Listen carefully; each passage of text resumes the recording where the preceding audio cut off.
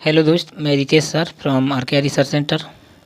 और SSC CGL CPO और CDS के लिए आज से हम लोग शुरू करेंगे आर्टिकल, अंग्रेजी में आर्टिकल।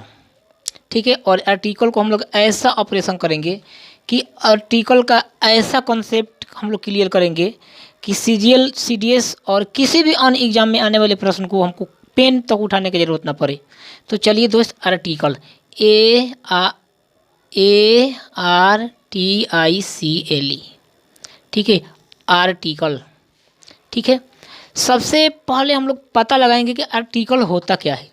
दोस्त, मैं अगर इसको ब्रेक कर दूं कि आर्ट प्लस एकल, आर्ट प्लस इक्वल, ठीक है, आर्ट प्लस इक्वल। और इक्वल मतलब क्या होता है दोस्त? इक्वल क्या है? एक वस्तु कला है। इक्वल अगर रियल में मैं बात करूं तो इक्वल क्या है? एक वस्तु है। और आर्ट क्या है? एक प्रकार की कला है। समझ गए क्या? तो आर्टिकल अगर मैं एक बात, अगर प्रैक्टिकल रूप में अगर मैं बात करूं कि कला मतलब क्या? एक प्रकार का एडजेक्टिव हो गया। एडजेक्टिव जो किसी नाम की विशेषता या विशेषता के रूप में या तो उसकी शिकायत करे या तो उसकी बड़ापन करे। तो कहने का मतलब ये वस्तु आ गया मेरा दोस्त नाउन, और ये मेरा क्या आ गया? एडजेक्टिव। तो वास्तव में अगर मैं बात करूं तो what is article? The addition of the combination of adjective and noun is called article. Okay. तो ये आर्टिकल अगर कहीं भी आपको सेंटेंस में ये दिख जाए कि नाउन एडजेक्टिव प्लस नाउन है तो आप उसको एकदम टी कर सकते हैं कि वो आर्टिकल है।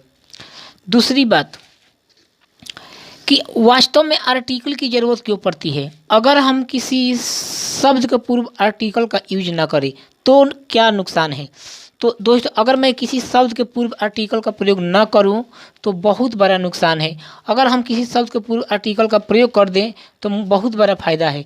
जैसे मैं दोस्त बात करता हूं कि मैनी बुक्स, ये पूरे बुक्स की बारे में बात कर रहा है, मैनी बुक्स।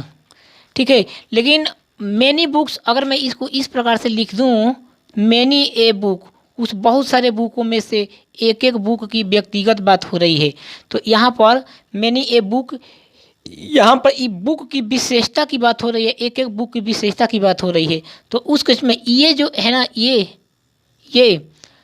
क्या हो गया? इस केस में हम लोग ये भी नहीं लिख सकते हैं, मैनी ए बुक्स नहीं लिख सकते। बुक तो बहुत है बट एक एक बुक की हम लोग विशेषता बता रहे हैं। तो इस नाउन के पहले एक कोई ना कोई शब्द आया, ये शब्द क्या होगा? आर्टिकल होगा। ARTCLE, आर्टिकल होगा।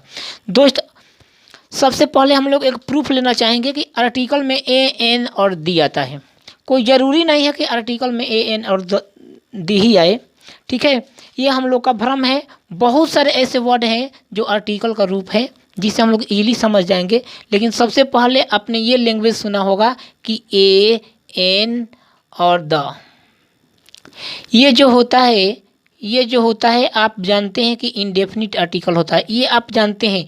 लेकिन हमें इनसे कोई मतलब नहीं, हमें लाना इसका प्रूफ कि वास्तव में अगर ये इंडेफिनिट आर्टिकल है तो क्यों है इंडेफिनिट आर्टिकल। ये जो है ना दोस्त, डेफिनिट आर्टिकल की बात करता है, डेफिनिट आर्टिकल की बात करता है, डेफिनिट आर्टिकल, डेफिनिट आर्टिकल की बात करता है। तो इनडेफिनिट आर्टिकल अगर मैं प्रैक्टिकली समझूं कि many a pen, many a pens, pen मतलब दोस्त पेन तो बहुत है, लेकिन उस पेन की पहचान क्या है? एक व्यक्तिगत पेन की चर्चा किया जा रहा है। तो उस पेन में किस पेन की चर्चा हो रही है इसने ये व्यक्तिगत नहीं बताया है, इसलिए इसके इनडेफिनिट, इसको इनडेफिनिट इसलिए कह सकते हैं। अगर मैं बोलूं कि any of boys, any of one of boys is good. दो वन ऑफ बॉयज, इसमें वन ऑफ भी अगर देखा जाए तो इंटरनली एक एक आर्टिकल की भांति व्यवहार करता है। तो ये अपने दिमाग से ये भ्रम हटाना होगा कि केवल और केवल ए एन और द को ही आर्टिकल कहा जाता है। ठीक है, तो हमारे कहने का मतलब लड़कों में से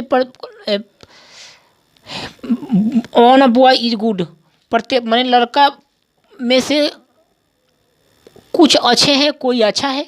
तो मतलब अगर मैं बात करूँ वन ऑफ, एक लड़का अच्छा है, तो मतलब 10 लड़के अगर किसी क्लास में बैठे हैं, अगर मैं किसी एक की बात करूँ कि इनमें से एक लड़का अच्छा है और उसके बारे में अगर मुझे जानकारी नहीं है कि इस लड़कों में से कौन अच्छा है, लेकिन मैं एक व्यक्तिगत बच्चा की बात कर रहा हूँ, उस 10 बच्चों में से एक बच्चा की बात कर रहा हूँ, ए बॉय। मैं एक व्यक्तिगत नाम रख के नहीं बोल रहा हूँ कि मोहन, कि सोहन, कि रमेश। ठीक है, तो अगर बहुत सारे ग्रुपों में से बिना जान पहचान किए किसी एक व्यक्ति या वस्तु की बात की जाए, तो उस केस में ये जो आर्टिकल होगा इनडेफिनिट आर्टिकल का रूप होगा। बहुत डीप में समझने की जरूरत है। अब देखिए दोस्त, अब देखिए, अब ये बात आ गया कि आर्टिकल को, एक आ गया डेफिनिट आर्टिकल। डेफिनिट आर्टिकल, तो वास्तव में डेफिनिट आर्टिकल होता क्या है, इसको ज़रा बिना आपका बेसिक कंसेप्ट क्लियर हुए आप आगे नहीं बढ़ सकते।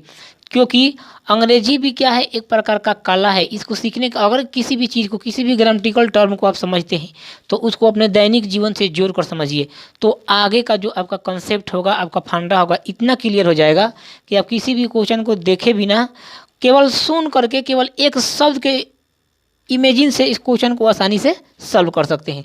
तो डेफिनिट इंटीग्रल क्या होता है दोस्त, जैसे अगर मैं बात करूं, जो चीज़ें एकदम स्पष्ट है, क्लियर है, जैसे मैं बोल दूं, मैं बोल देता हूं द मिल्क ऑफ